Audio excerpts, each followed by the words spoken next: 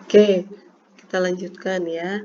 Jadi kita sudah sampai pada proses assessment tadi, menilai penilaian apoteker ya terhadap terapi pasien atau terapi yang diterima pasien ya, terapi obat dalam hal ini. Oke, di adik-adik tadi sudah bisa menilai jadi bagaimana proses assessment ini. Basic assessment ini sebetulnya adalah 8 kategori DRP tadi ya, tapi tidak harus kaku, misalnya kaku sama plek dengan kategori DRP-nya, boleh disampaikan dalam bentuk kalimat naratif ya, seperti ini misalnya. Dan ingat bahwa saat assessment kita hindari judgement ya, jadi harus dilakukan dengan ya, tidak boleh menjudge ya, tidak boleh langsung bisa menggunakan kalimat-kalimat dengan konotasi negatif ya, karena bagaimanapun kita bagian dari tim kesehatan. Yang namanya tim tentunya tidak hanya satu orang tapi banyak pihak ya, sehingga kita juga tetap harus menjaga hubungan baik dengan tenaga kesehatan yang lain. Sehingga dalam menuliskan assessment kita tetap harus mengikuti rambu-rambu atau kaidah yang tidak menyinggung pihak manapun ya. Tetap boleh dituliskan walau meskipun sebetulnya tujuan penulisannya sama gitu, kita ingin menulis subdos, tapi bisa dibedakan kalau kita misalnya nulisnya dosis salah misalnya, atau frekuensi obat salah. Kira-kira nih yang baca, kalau dokternya baca atau perawat baca, tersinggung nggak? Atau ya sakit hati nggak? Ya bisa jadi sakit hati tuh ya. Padahal kalimat ini sebetulnya dengan kalimat ini sama gitu. Kita mau menyampaikan bahwa ini frekuensinya atau dosisnya kurang gitu ya, atau keliru lah ya. Tapi akan lebih nyaman ketika itu disampaikan dengan kalimat yang santun ya. Oke, itu mengingatkan ya. Oke, nah ini format yang sedikit berbeda ya, meskipun sebetulnya tujuannya sama ya, tapi formatnya sedikit berbeda dengan yang tadi. Di sini ada problematic dan ada tambahan terapi. Ini salah satu format juga yang digunakan di salah satu rumah sakit. Namun ingat, ini bukan format baku atau kaku, harus seperti ini atau harus yang seperti ini gitu ya.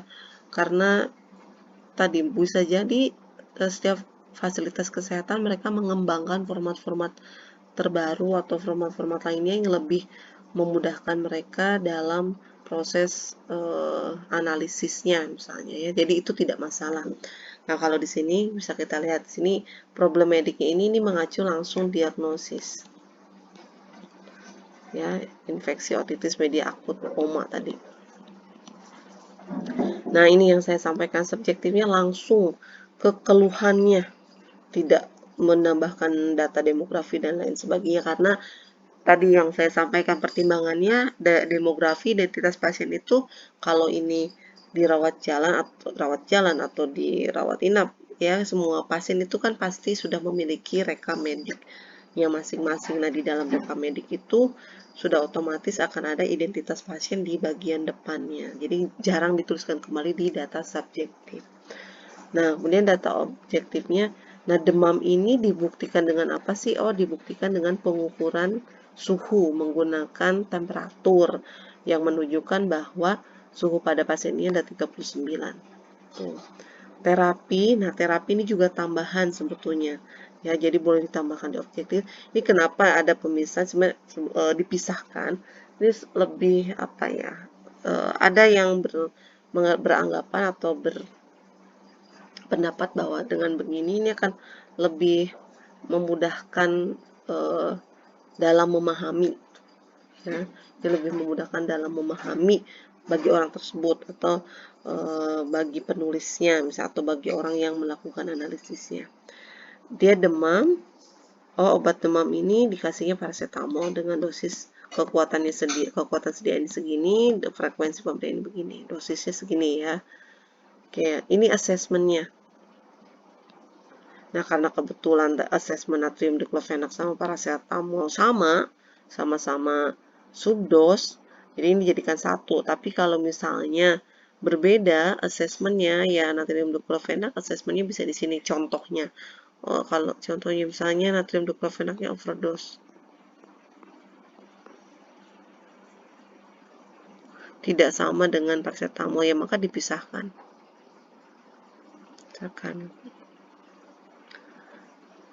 Di per masalah gitu ya, per data objektif terapi, kemudian dilihat obat ini kita nilai ada masalah apa enggak. Nah, ini kalau untuk bentuk formatnya seperti ini nyeri ya, dipisahkan nyeri sebelah meskipun sama diagnosisnya sama-sama oma. Oke, keluhan yang kedua adalah nyeri. Nyeri ini obatnya apa? Dikasihnya, dikasih natrium diklofenak, dosisnya ya. S1, DD, 1 tab misalnya. Kita nilai lagi, kita lakukan assessment. Ada masalah nggak dengan obat ini? Ya, kalau ada ya tuliskan hasil assessmentnya apa. Kalau tidak ada ya sudah, tidak usah dituliskan permasalahannya atau tidak usah cari-cari masalah ya. Artinya di RP itu tidak harus mutlak ada, bisa jadi memang tidak ada juga. Oke, karena ini sama, dijadikan satu ya, kebetulan permasalahannya sama, hasil asesmennya sama-sama subdos. Oke, terus pertanyaannya, kami pakai yang mana, Bu? Tidak usah bingung, boleh pakai ini, nggak masalah, atau boleh menggunakan ini juga tidak masalah. Yang penting paham bagaimana melakukan assessment dan bagaimana melakukan identifikasi di RP dengan metode SOAP. Jadi jangan bingung harus pakai yang mana, dua-duanya boleh ya. Yang toh juga pada prakteknya nanti bisa jadi berbeda dengan format yang saya berikan di sini, mungkin sudah dikembangkan dengan format yang lain. Oke, nah ini contoh assessment dokter ya.